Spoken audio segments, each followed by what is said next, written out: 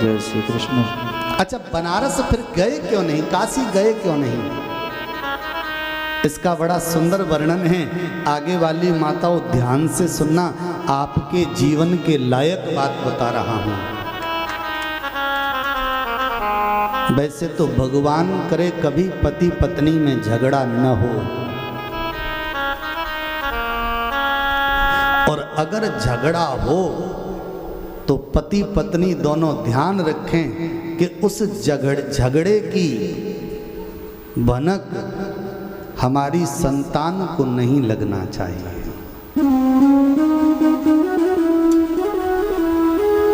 झगड़ा हमारे घर में किसी को दिखना नहीं चाहिए,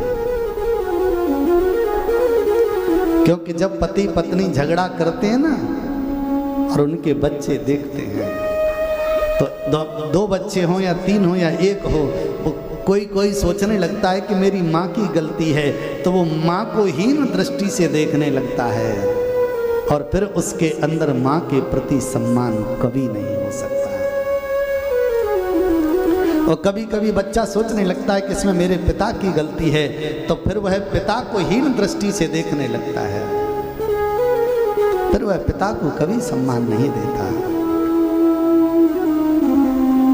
घर में झगड़ा करो तो चार दीवारी के अंदर कमरे में झगड़ा प्रारंभ हो, और जब कमरे से बाहर निकले तो चेहरे पर मुस्कुराहट हो, जिससे हमारे घर में जो वृद्ध हैं उनके दिमाग पर भी असर न हो कि हमारे बहू बेटा में झगड़ा चल रहा है। भोले बाबा का झगड़ा हो गया सती से अच्छा खासा, और सती का त्याग भी कर दिया। अब भोले बाबा सोच रहे हैं कि ऐसी सती को लेकर भवन जाऊंगा, विश्वनाथ काशी में जाऊंगा, तो वहां पूरा मिलेगा, सब मिलेंगे, और हम दोनों के मन मुताबिक को देखेंगे तो सब दुखी होंगे। इसलिए जब तक झगड़े का समाधान न हो तब तक कैलाश पर अकेले रहेंगे। प्रेम से बोलो। इसलिए विश्वनाथ पहुंचे कैलाश। मेरे भाई, घर का कलह आप लोगों को खा गया, और जिन घरों में कलह फैला बैठा है, मेरा निवेदन है इस कलह को समाप्त करो, अन्यथा आपके आने वाली पीढ़ी भी बिगड़ जाएगी। प्रेम से बोलो जय श्री कृष्ण। इधर दक्ष ने देखा कि भोले बाबा समाधि में चले गए, यज्ञ नहीं हुई। बीते संवत 87 हजार वर्ष बीतने के बाद में जब भोले बाबा समाधि से खड़े हुए तो दक्ष ने सब पुत्रियों के लिए पत्र भेजा, पर अपनी बेटी सती के लिए पत्र नहीं भेजा।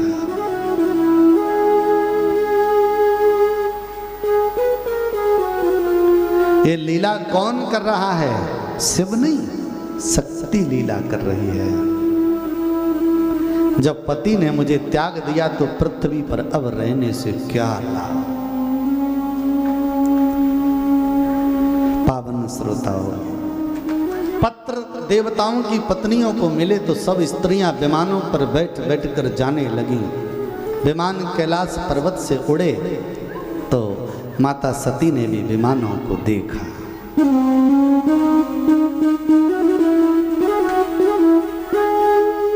भोले बाबा से कहा, प्रभु ये विमानों में बैठी स्त्रियां गीत गा रही हैं जिसमें मेरे पिता का नाम, आपका नाम है, और इन गीतों से पता लग रहा है कि ये स्त्रियां यज्ञ में जा रही हैं। मेरे पिता के यहाँ यज्ञ है,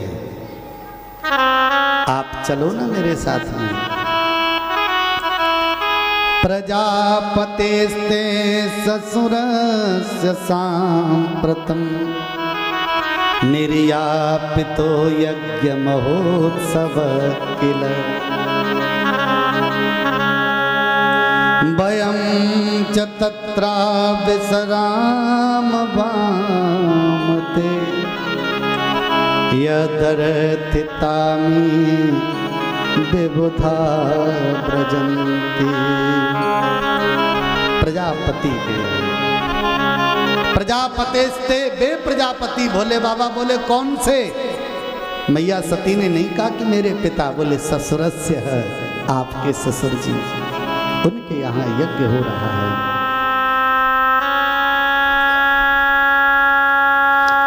आप कह दो तो मैं चलूं, आप भी मेरे साथ चलो। नंदी आदि सब चलेंगे। भोले बाबा ने कहा देवी पत्र नहीं आया, पत्र आता तो चलते। मैया सती ने कहा कि जब विवाह हुआ था तो 7-5 वचनों में मैंने एक वचन लिया था कि भाभी के बेटा हो और पिता के घर यज्ञ हो तो बेटी अपने माई के बिना बुलाई जा सकती है। अब चले। भोले बाबा ने कहा तुम ठीक कह रही हो, पर अगर ससुर और दामाद का झगड़ा न हुआ हो तो जा सकते हैं। देवी दक्ष सकल निज सुता बुलाई, हमरे बयर तुम्हें बिसराई।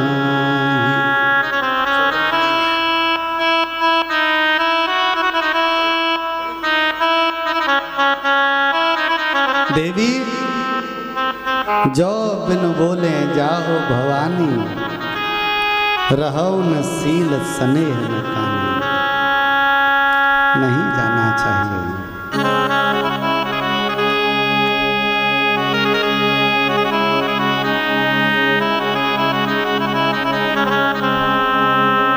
भांति अनेक संग समझावा,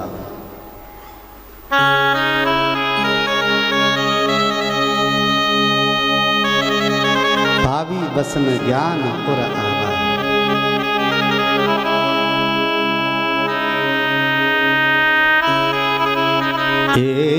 तावदुक्त्वा बिरराम शंकर, पत्यंगना संयुवयत्र चिंतयन्,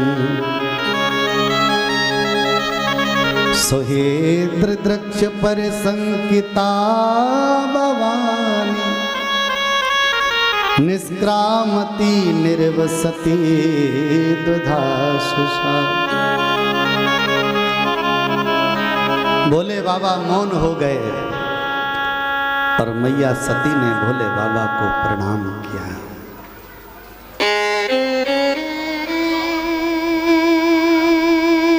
बोले मैं जा रही हूं,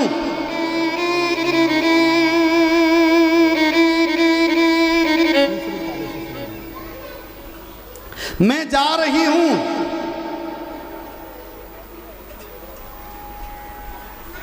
प्रणाम। भोले बाबा नहीं बोले, चुप हो गए। पत्यंग नासम युवयत्र चिंतयन, पत्नी की चिंता करने लगे। प्रेम से बोलो।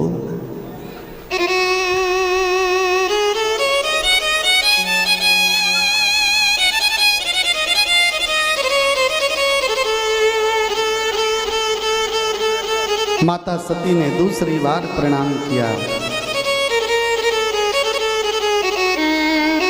तीसरी बार प्रणाम किया।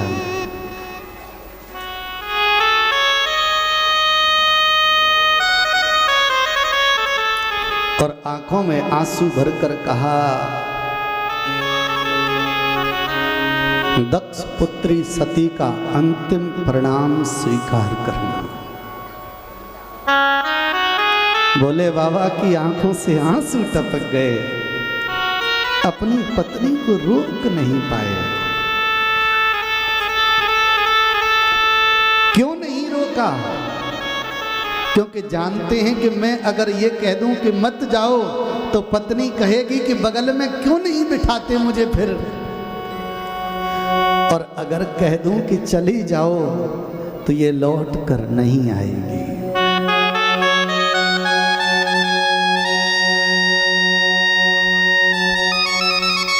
नंदी से कहा, नंदी तुम अपनी मैया के साथ जाओ। नंदी माता के साथ गए। और मैया दक्ष के यहां पर आ गई।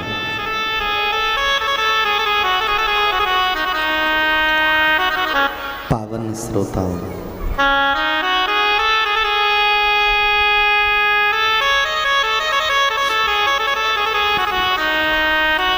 बड़ा सुंदर वर्णन है।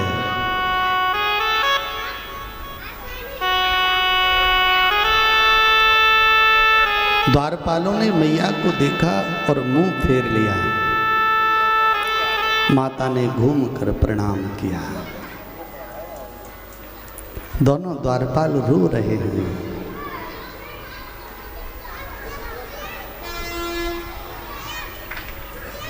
दोनों द्वारपाल रो रहे हैं। सती ने पूछा, भैया और बार तो तुम प्रसन्न होते थे। एक द्वारपाल ने हाथ जोड़कर कहा, देवी क्षमा चाहता हूं। तुम्हारे पिता ने आदेश दिया है, अगर किसी ने सती को प्रणाम किया तो उसका सर धड़ से अलग कर दिया जाए।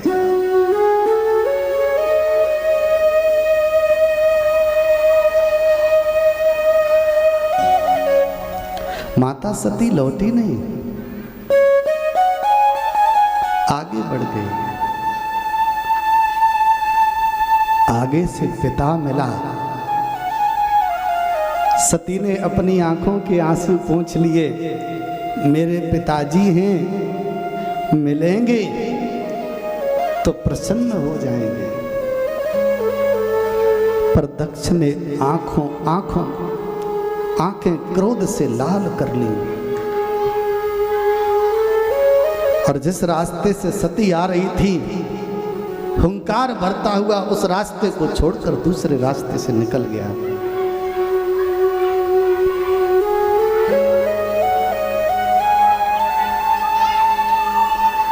प्रेम से बोलो। एक बात और कहें, ये बेटी है,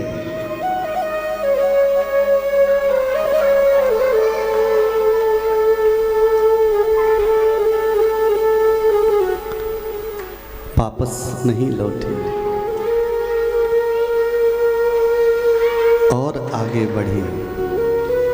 आंगन में अकेली खड़ी होकर रो रही है।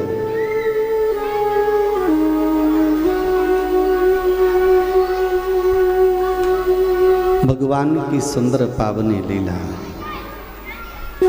माता प्रसूति ने ऊपर से देखा।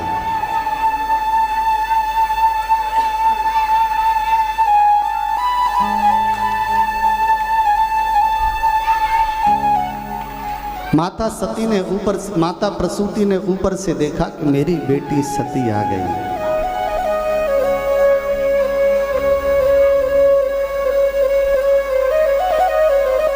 तुरंत नीचे आई और अपनी बेटी सती को हृदय से लगाया। बेटा तू आ गई? हाँ माँ। एक बात और कहूँ आपसे, आपका मायका जब तक है,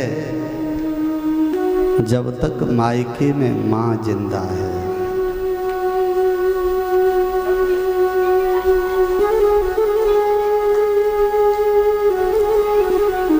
माँ के मरने के बाद फिर तुम्हारा कुछ नहीं है।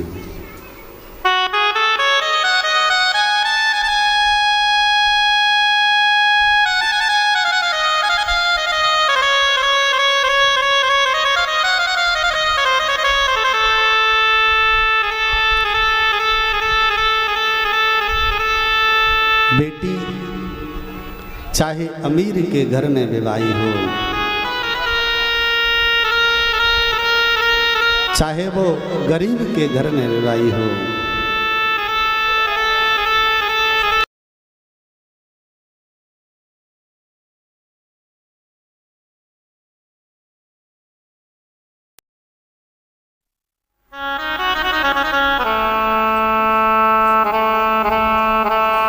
पावन श्रोता, एक बेटी जितना अपने माता पिता से प्रेम करती है, एक बात और बताऊं, बेटा कभी नहीं कर सकता।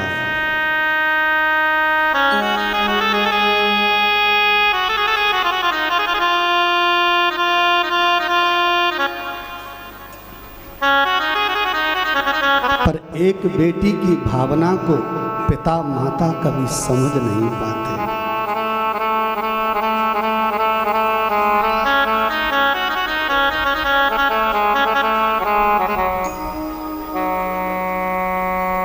किसी ने कितना सुंदर लिखा, एक बेटी ने अपना दर्द दिखाया।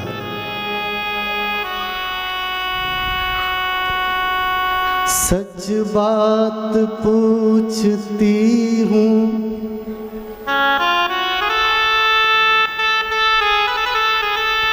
बताओ न बाबूजी,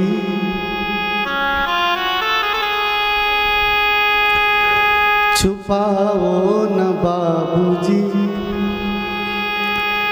क्या याद तुम्हें, क्या याद मेरी आती नहीं।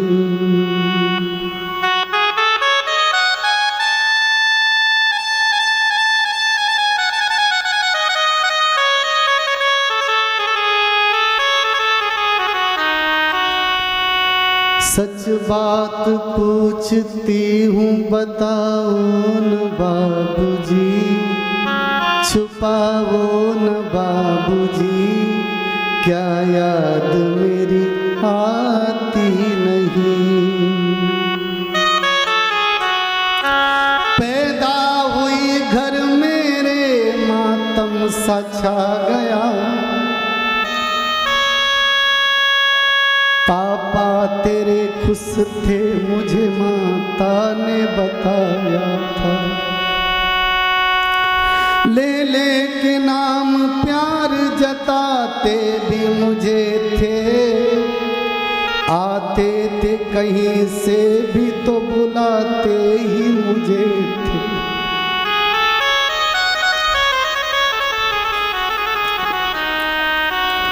मैं हूँ नहीं तो मैं हूँ नहीं तो किसको बुलाते हो बाबूजी, क्या याद मेरी आती नहीं।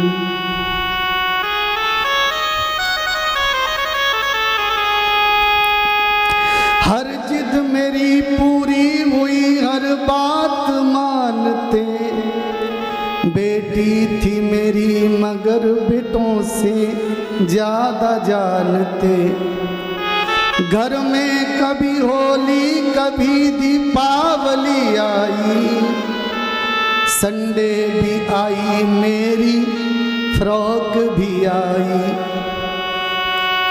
अपने लिए बंडी नहीं लाते थे बाबूजी, क्या कमाते थे बाबूजी, क्या याद मेरी आती नहीं। सारी उम्र खर्चे में कमाई में लगा दी,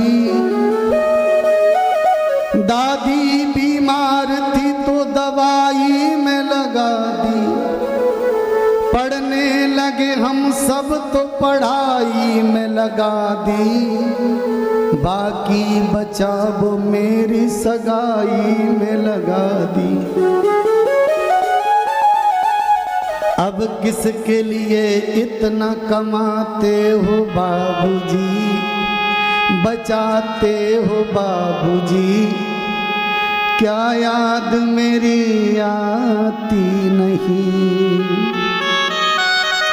कहते थे मेरा मन कहीं एक पल न लगेगा, बिटिया विदा हुई तो घर घर न लगेगा। कपड़े कभी गहने कभी सामान संजोते, तैयारियां भी करते थे छुप छुप के रोते। कर कर के याद अब तो ना रोते हो बाबूजी। क्या याद मेरी आती नहीं,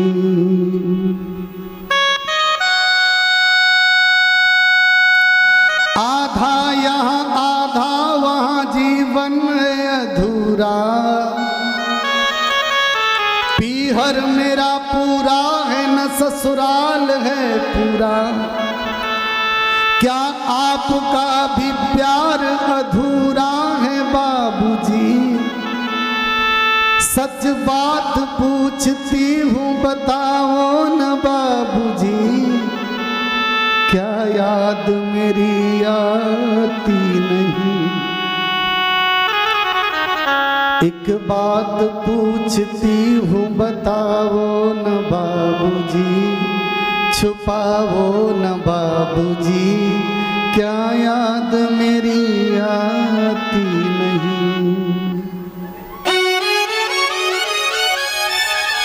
एक बेटी जितना प्रेम अपने माता पिता से करती है उतना बेटा नहीं कर सकता।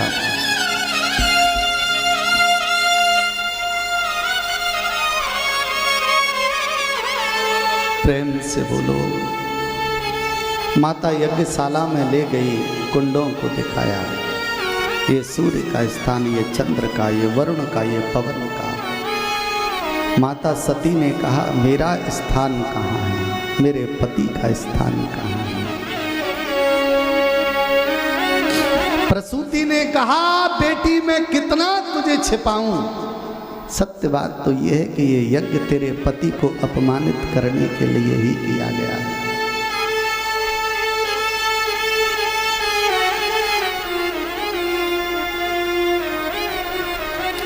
अगर पिता से वैर करती सती तो यज्ञशाला में कूद जाती कुंड में, तो यज्ञ विध्वंस हो जाते। इतना अपमान करने के बाद भी पिता का बुरा बेटी नहीं सोच सकती।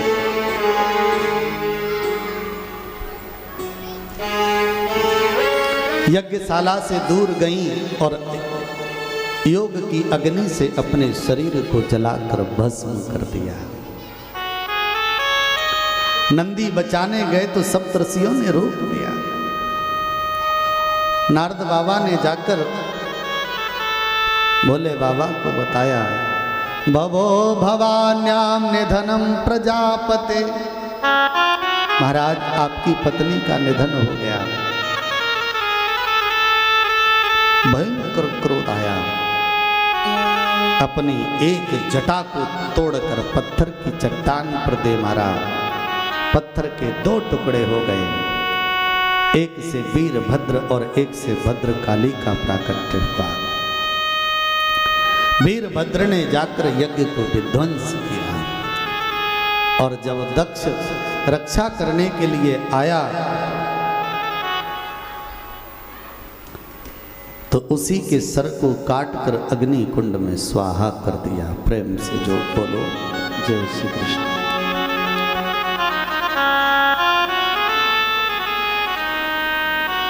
सारे देवता भयभीत हो गए, हाहाकार करने लगे। भोले बाबा प्रकट हुए और यक्ष दक्ष को पुनः जीवन दिया है। दक्ष ने बलि के लिए बकरे का इस्तेमाल करना चाहा, उसी बकरे के सर को काटकर दक्ष के मस्तक पर लगाकर दक्ष को